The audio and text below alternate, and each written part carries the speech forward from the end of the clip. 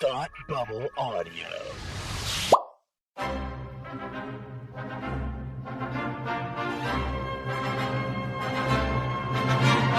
Look, up in the sky! You will never find the more wretched hive of scum and villainy. Welcome to Beer with Geeks with Tim and Frank.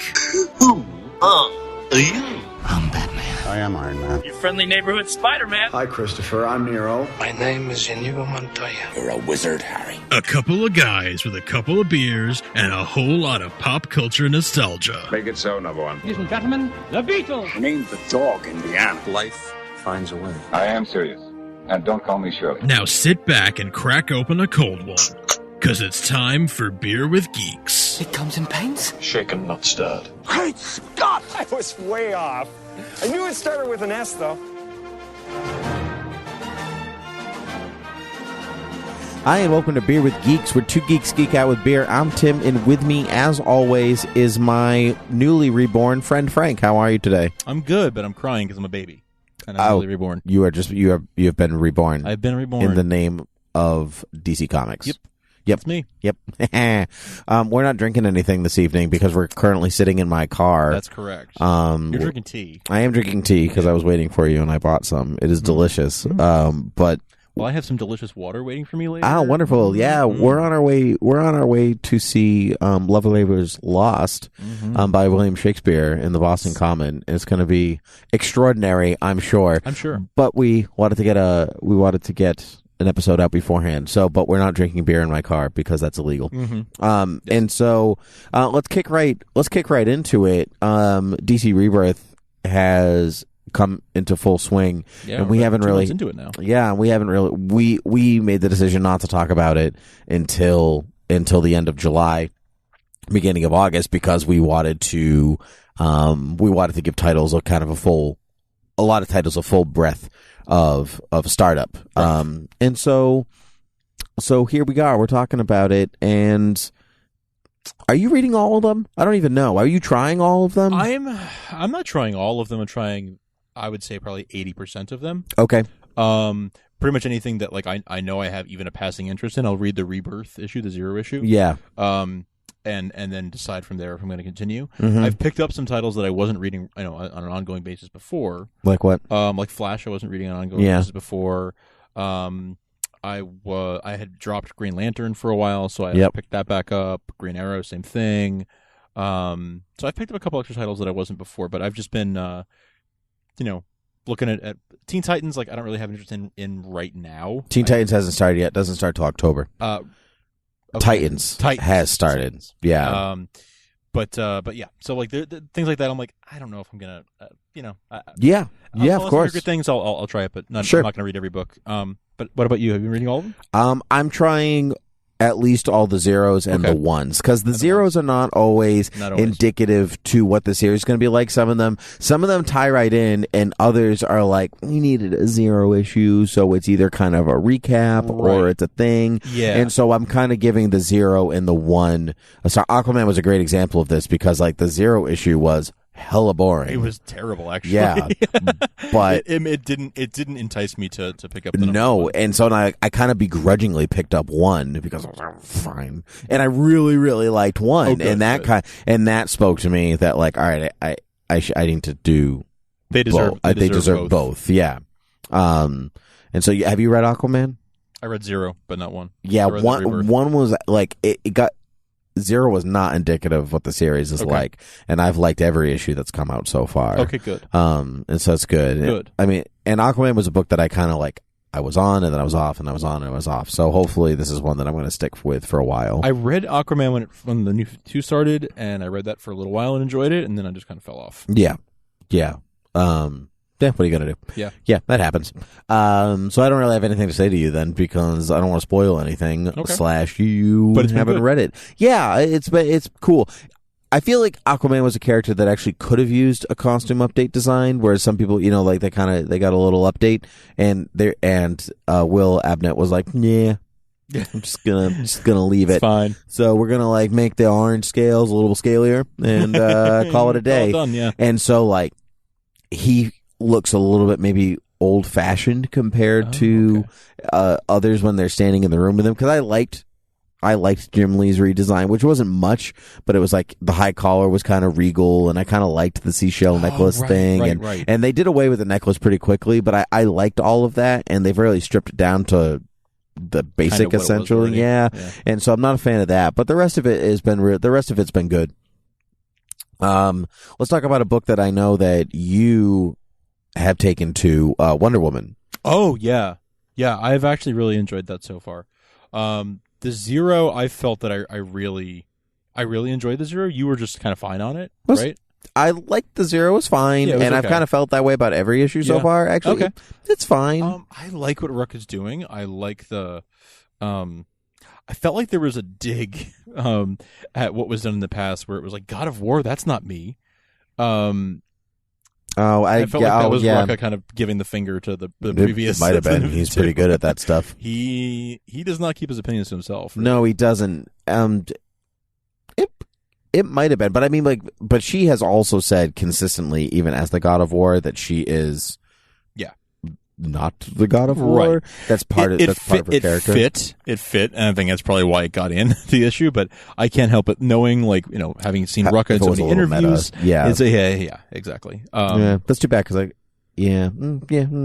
like what they're doing. I like what he's doing a lot, and he has such a history with the character. Yeah. And that his run was so. Run or runs? Was it more than once? Run. Just one? Yeah. Okay. But it was a pretty long run. Yeah.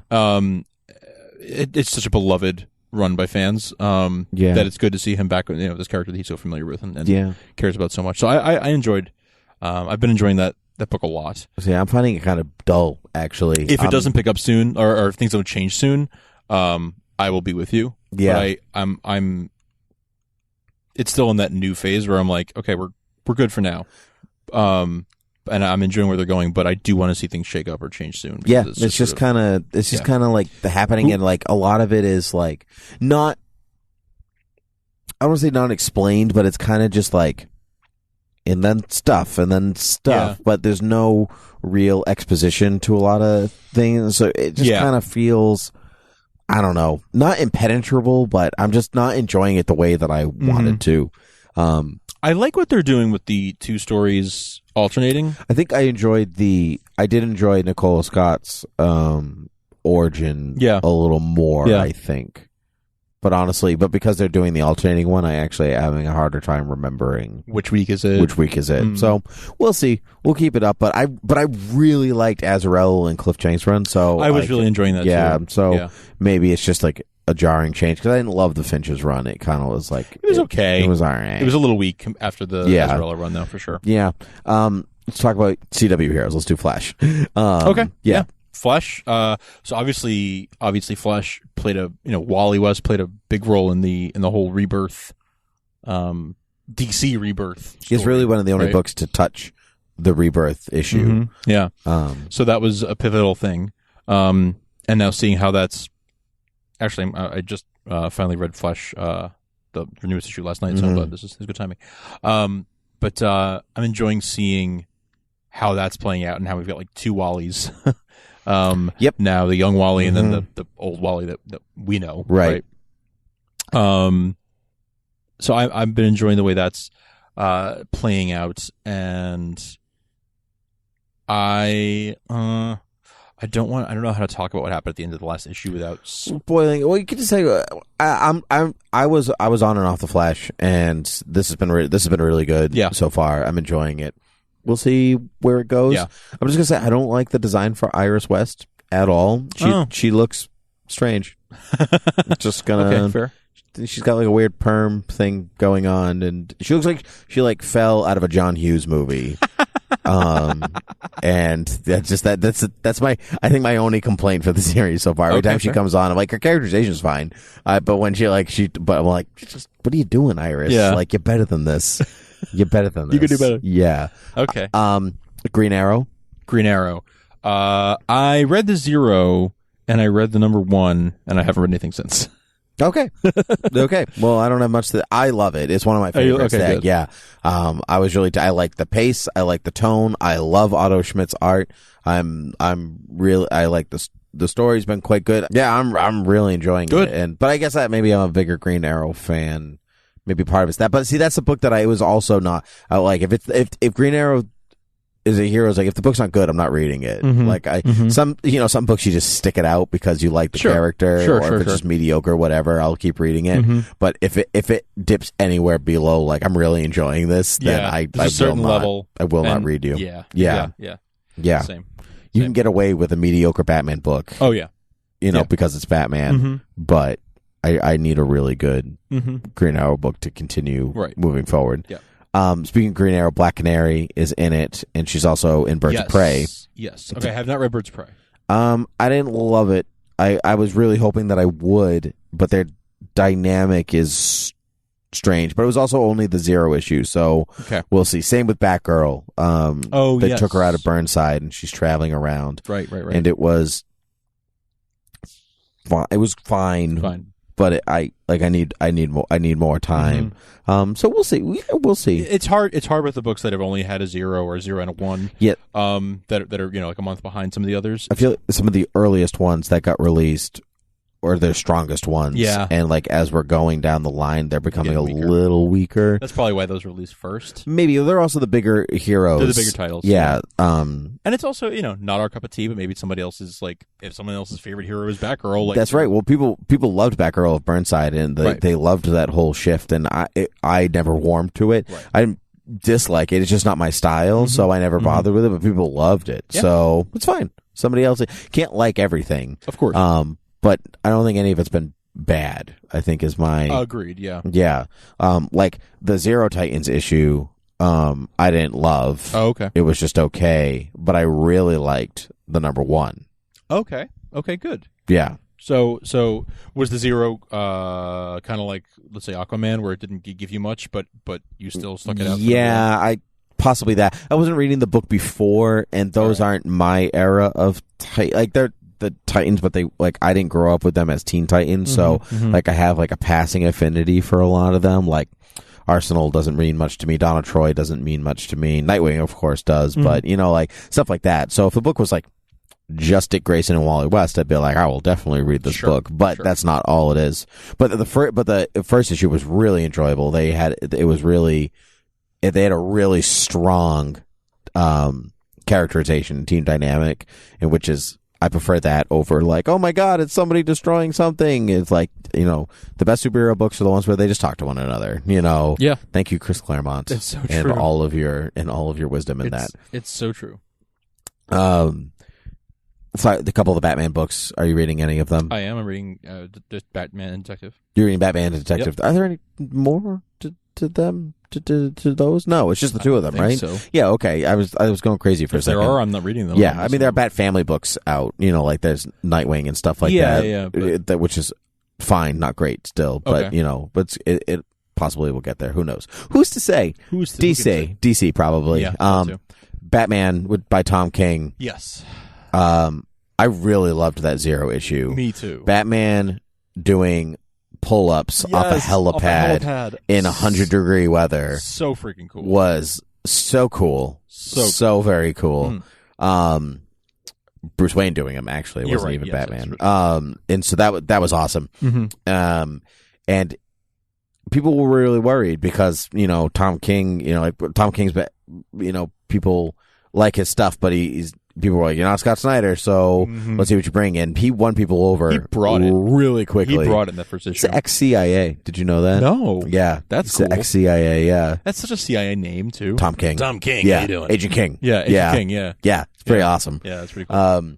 So, yeah, I was really enjoying that. I was iffy at first because, like, I don't know, Gotham and Gotham Girl sound dumb. And it seemed very, it was like, it had a potential to be very cheesy, very campy. Yeah, but it works though. Batman issue 1 stopping or about to stop ish a crashing jet with jet engine failure was pretty cool. Pretty cool. In every issue feels like he's like, this is something Batman's never done before. Yeah. And I'm feeling that a lot of ways with Tinian's Detective Comics too, which I'm really enjoying. Yep. Yeah, art on that has been spectacular. The writing has been really good because James Tinian sometimes, you have to tap him on the shoulder and be like, it's a comic book. Less words, please. There are more word balloons than there are pictures. And so like the 40s or something. Yeah, right. Exactly. Stop explaining things. Yeah. Just let the pictures do the work. And I think he's really coming to his own with this, and his characterization for Batwoman and Spoiler and Red Robin, and it's been spoiler. Yeah. It's true. Yeah, it's been good. It's been really, really good. Surprising and good. Yeah, I'm really enjoying it. Yeah. Are you caught up on it? Yeah. Okay, so this is a tiny spoiler for it, but when Batman ejects one of his teeth, and it's a smoke bomb. Yes. And he thoughts it. I'm like that again. I was like, I've never seen that happen. Cool. I don't know how that works, but it doesn't matter. It's super cool. It was very cool. It's super cool. It was like a really good Batman 66 thing. Yeah. It's like you could be super dumb. Yeah. But this was really but they did it in a really cool way. But it was really you know cool. I mean? It wasn't like bad shark repellent. It was like a cool thing. It was really good. On the order of it's that. amazing how much art sells the story too. So good. Let's talk about the Superman books. All right. I've been reading Superman in Action. And I've been very, very happy with those. And with Batman too, I love that they're alternating weeks. That just makes me so happy. So happy that like every week you're getting a Superman. I get a Batman and a Superman. Yeah. Like, every single week. Mm-hmm. That's so freaking awesome. It makes me so happy. I love the whole. I'm really glad that before Rebirth kicked off, I started reading the Lois and Clark stuff. Yeah, I wasn't. Yeah, you weren't okay. Nope. But you knew about it. You knew what was generally. Yeah, I knew it was. I knew it was up. Yeah, and this is very accessible without reading that. Mm-hmm. It's fine. I got it. You got it immediately. All right, cool. That's good to hear. I'm glad to hear that. So I'm loving that. I'm loving what's going on with with young Jonathan and him, kind of the coming of age stuff with him, and him learning how to use his powers and learning about who his dad really is. Yeah, and not really knowing his dad's history, which I feel like. Tell me if you agree. Do you feel like that's like a proxy for the audience who doesn't know? Yes, I agree with that. Doesn't know like, Doomsday killed Superman. Doesn't know any of that stuff. Because there are a lot of new readers to this. Yeah. And they need some kind of in like that. He's for the New 52 crowd. Like, he's for the people who came on during the New 52. That's right. And may not know the past as much. That's right. So he can ask the silly questions or whatever. Right. And they're not silly when he asks them. Or whatever, however old he is. So they're not silly 10, when he asks whatever. them. Yeah. But so Lois can be like, how do I tell him his father died once? And that's your exposition. So it's done really, really well there. I like that a lot. Tomasi is a mess. Tomasi is probably the most underrated writer at DC he Comics. Probably is. And maybe in comics. He gets kind of, well, up until now, he's been getting sort of the meh assignments. Like he was writing Green Lantern Corps for I don't know how long. Right, but he's always churned out good stories with his assignments. Agreed. Yes, exactly. Yeah. He makes the best of sort of okay situations, and I'm glad he finally got like a big book. Yeah. Because a couple of them. Yeah. Because he's killing it. Yeah, he's so good. He's like the non-confusing Grant Morrison. Yeah. Yeah, kind of. Yeah. Actually. I really I find him extremely readable. Yeah. On the other Superman side, with Jurgens, thank you. Writing. I'm really liking what's going on there. I like the Lex stuff. Yep. That feels the writing there, not the story itself, but the style of writing very much reminds me of Jurgens' like older Superman stuff, which has me really excited. That has me really excited, and it's been really fun to read. It feels like something from the 90s in the best way possible. Like, it feels like a good comic from the 90s. So rare, a good comic from the 90s. There's not many of them. No. That's not true, but there are where Superman goes. There are parts of it depends. See, that was funny because Jurgens depends on the issue for me, because sometimes I feel like his Superman characterization is a little more aggressive than I want him to be. And so it's like Lex Luthor shows up and he immediately like grabs him by the throat or whatever and accuses him all this stuff, and it's like, he's not your Lex Luthor, so you don't know. So he has like an extreme bias to. But he's been living in this world for a little while now. 6 years now. Yeah. Yeah. Yeah, because he came in at the appearance of Darkseid, or basically. So 6 years. Because a year has passed. No, that's wrong. It's less than 6 years. I did that wrong. But it's no, because the beginning Justice League arc of the New 52 was that one, and then 5 years passed. Yeah. So, and he became in that, and then and some books have mentioned that another year has gone by. So it's been 6 years. 6 years. Okay. Yeah, or thereabouts. Okay. Plus the missing 10. Right. So,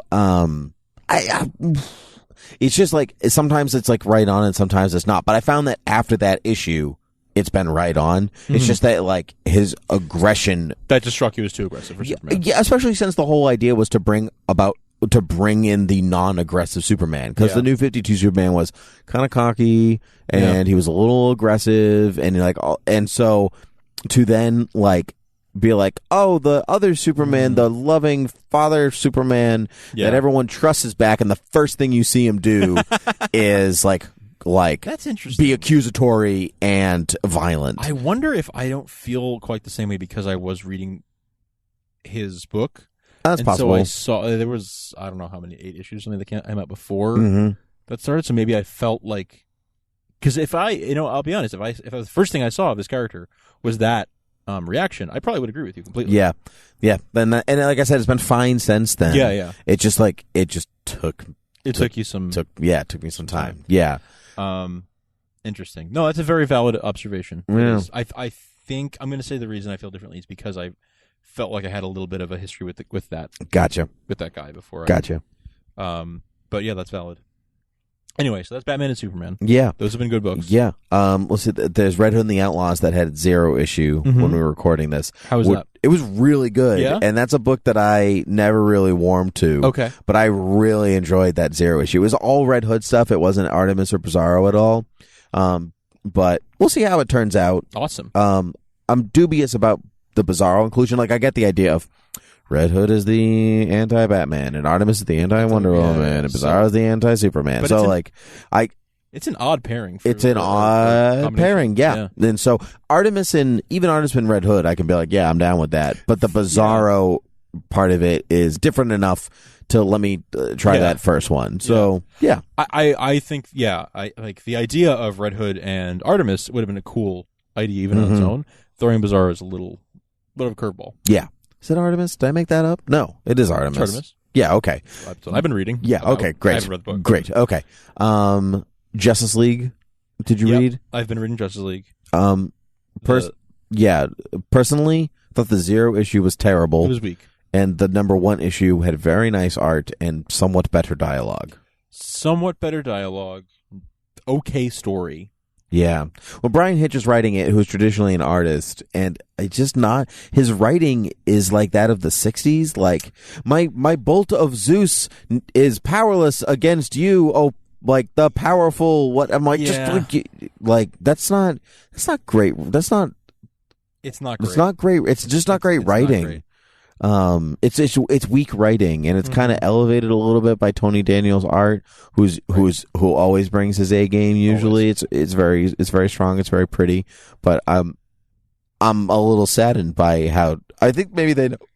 We said that Justice League will sell because it's Justice League, so maybe they don't. You know what I mean? It's just I don't know. Yeah, I'm just not impressed with it. I have not been impressed with it. It's been fine. It's been okay. But just not great. Yeah, not great. I hope it gets better. Yeah, Justice League is one of the books that I traditionally look forward to. But there's some room for improvement there. I don't know. Yeah. That's probably the weakest one I think of my batch so far. It's the one that maybe it's because I feel stakes for it, I guess, or something like that. But if I don't know. Book. If Red Hood and the Outlaws isn't great, no skin off my back. It's a new book. Right. It's a new concept. So right. It's okay if it doesn't do well. But Justice League is a tried and true something that can be really good. So and it was pretty consistently, I thought, pretty good for. Well, it was Jeff Johns for 50 issues. Yeah. So I didn't love everything he did. But it's 50 issues of at least good writing, if not great. We can go and talk about Green Lanterns and Hal Jordan, the Green Lantern Corps. Yeah, so Green Lanterns, I was very interested at first in the Jessica Cruz and Simon Baz being teamed up. I really liked that idea, and that was it the Zero issue where they were put them together? Yeah. It was, right? Yeah. And so I was like, this is cool. You know, he fused their lanterns and everything. Like, that was neat. I liked that. Yeah. And then Lethal Weapon with That's right. Green Lanterns. Space, yeah. Getting too old for this shit. Anyway, so like I was enjoying, or I liked that concept. I was like, this is a really cool start to it. And then I don't know, the 1 or 2 issues that have come out. 2 issues that have come out since then. 3, I think. 3. They've been okay. It started really strong with the first 2, or maybe, and then the 0 and the 1 were really strong, and then starting to dip. Yeah, I absolutely noticed that too, which is unfortunate. So I'm hoping that it kind of brings it back up again. Me too. But I mean, like, I hope it's real good because I don't really have a huge investment in Jessica Cruz or Simon Baz, right? And so if they go away, I go, well, you know. But I want them to. I want them to be good because I liked the way they were introduced in this story, and I wanted to see them. Yep, you know, I'm 100% with you. I wanted to see them do well. I want to be like, wow.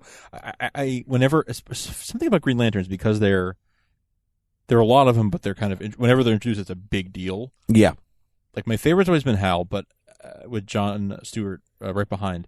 But I would really like I would love to have new Green Lanterns who like I can say like I was there from like pretty much the start. You know, the same way people love Kyle. Right. I would love to have that for this, and it just doesn't seem to be happening for me. I'm not giving up on it yet, but it's just not what I was hoping it would. My expectations were too high for it, I guess. Yeah, I'm with you. However, on the other flip side of things, Hal Jordan in the Green Lantern Corps has been really good so far. I'm very intrigued by what's going on. I love this idea of because the Sinestro book before, you know, Sinestro and his Corps had taken over Warworld, and now that O is gone, they have kind of established themselves as the protectors of the universe, and now it's, you know, now he has, now it's time to rule through tyranny, right? And it's a really, it's the rebellion versus the empire. Yes, exactly. Is really what this is. That's really now. what it feels like. Yeah. That's very much the dynamic. And I hope it's not like we defeated him, first story arc over. I would really like this to